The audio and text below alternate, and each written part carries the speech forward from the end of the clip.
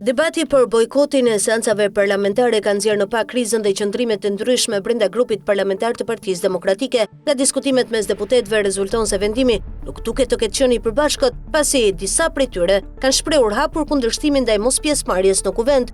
Deputetët që kundërshtojnë bojkotin argumentojnë se pas 13 vitesh në opozit, është e qartë se kjo strategji nuk ka sjellë rezultatet e synuara, por ka penalizuar vetë opozitën. Sipas tyre, seanca plenare petet hapësira më e rëndësishme për denoncuar qeverinë, për të ngritur shqetësimet e qytetarëve dhe për të ushtruar opozitarizëm.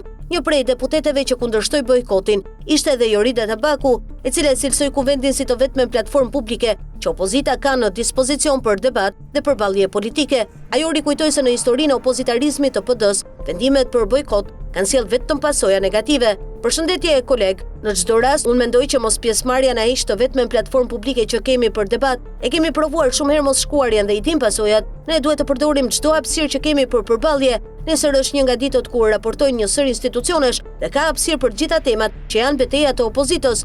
Ndërkohë deputetja Ina Zhupa theksoi se edhe në mbledhjen e mëparshme, shumica e diskutuesve ishin kundër bojkotit, duke vënë pas se bojkoti nuk ishte një vendim shumice. Edhe deputeti Bujar Leskaj e konsideroi të gabuar mospjesëmarrje në seancë, duke argumentuar se opozita humbet mundësinë për të ngritur çështje që lidhen me institucionet dhe zhvillimet politike. Kujtojmë se opozita bojkotoi seancën plenare të SN-s, edhe pse në rendin e ditës ishin parashikuar diskutime dhe raportime nga një sër institucionesh të rëndësishme. Kushtetuese, gjatë seancës u paraqitën raportet vjetore të Autoritetit të Mbikëqyrjes Financiare, Institutit të Statistikave, Autoritetit të Komunikimeve Elektronike dhe Postare, Radio Televizionit Shqiptar, Autoritetit të Mediave Audiovizive, Entit Rregullator të Energjisë dhe Entit Rregullator të Ujit. Ndryshe nga Partia Demokratike, forcat e tjera opozitare zgjodhen të mos e bojkotonin seancën. Deputetët e Partisë Mundësia dhe Televizjes Bashk morën pjesë normalisht në punimet e kuvendit, duke qenë të pranishëm në diskutimet parlamentare.